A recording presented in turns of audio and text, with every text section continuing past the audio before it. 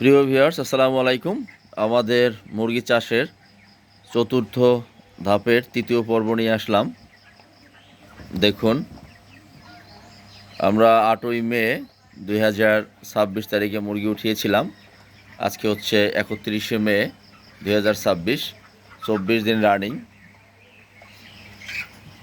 এখন পর্যন্ত আমাদের বড় কোনো বিপর্যয় ঘটেনি। বাকি দিনগুলো যদি আমরা এভাবে নিয়ে যেতে পারি তাহলে হয়তো একটা পজিটিভ রেজাল্ট আসতে পারে। এই যে দেখুন,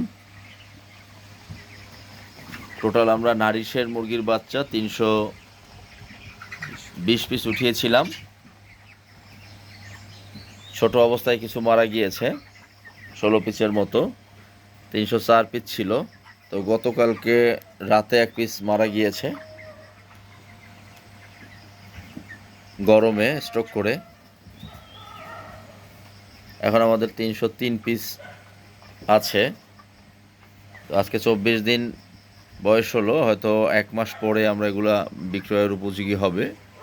তখন 1.5 থেকে 2 কেজি কিংবা 2-1 এর বেশি এর মধ্যে থাকবে। আর অল্প কটা দিন আছে, এটা আমাদের শেষের সময়। এই সময়টা খুব চ্যালেঞ্জিং, কারণ এই ব্রয়লার মুরগিগুলো গরম একদমই সহ্য করতে পারে না।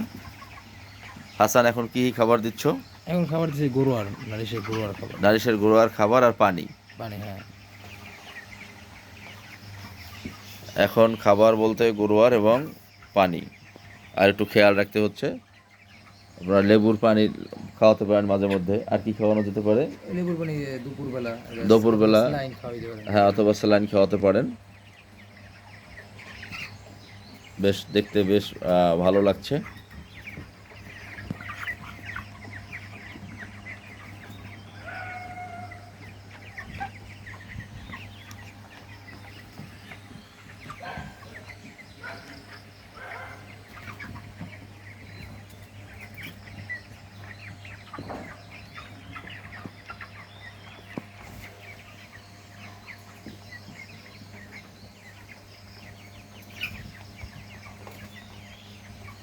আমাদের স্পেসটি ছোট, আর একটু বড় স্পেস করলে হয়তো আমরা 500 পালন করতে পারতাম।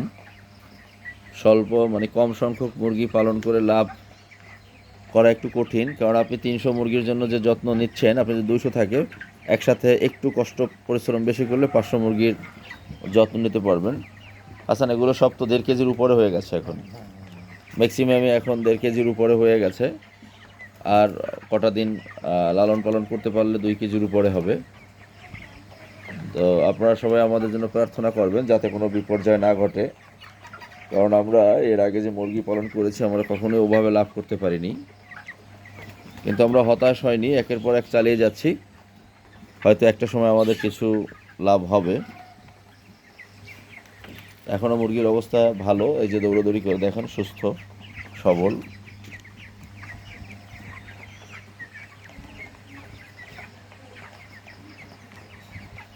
আপনারা চাইলেও করতে পারেন। আসলে মুরগি পালন হচ্ছে জাস্ট হচ্ছে গভীর একটু পর্যবেক্ষণ করতে হবে, পরিচর্যাটা ভালোভাবে করতে হবে, খেয়াল রাখতে হবে। 1 ঘন্টা আধা ঘন্টা পর পর যদি পারেন একটু ফার্মে আসলেন, মুরগির চোখের দিকে তাকাতে হবে যে চোখ কেমন, তার গতি প্রকৃতি কেমন। তারপরে মুরগির আপনার যে বিষ্ঠা, মুরগির পায়খানা, তার দিকে তাকালেও বুঝবেন যে মুরগিটি সুস্থ আছে কিনা কিংবা অসুস্থ আছে। তার মুভমেন্টগুলো খেয়াল রাখবেন এবং যথাসময় ডক্টরের নম্বর রাখবেন, ডক্টরের পরামর্শ নেবেন। পানিটা একদম ফ্রেশ, ভালো পানি খাওয়াবেন। খাবার ভালো কোম্পানির খাবার খাওয়াবেন। ওষুধপত্র যতটা কম খাওয়াতে পারেন। যখন যা প্রয়োগ, খুব অতিরিক্ত ওষুধ কখনোই কেউ খাওয়াবেন না, কারণ এটা খাদ্য, এটা মানুষ খায়। সেজন্য চেষ্টা করবেন জিনিসটা ভালো রাখার জন্য। কারণ আপনি যদি মানুষ ঠকান, আল্লাহ আপনাকে ঠকাবে বা আল্লাহ আপনাকে ওটার বিচার করে দিবে। অতএব এ ব্যাপারে খুব সচেতন থাকবেন সবাই, বিশেষ করে খাদ্যের বিষয়টা, হ্যাঁ, যাতে খাবারটা খেয়ে কারো শরীরের ক্ষতি না হয়। এজন্য ওষুধপত্র যত কম দেওয়া যায় আমরা ওইভাবেই ট্রাই করি,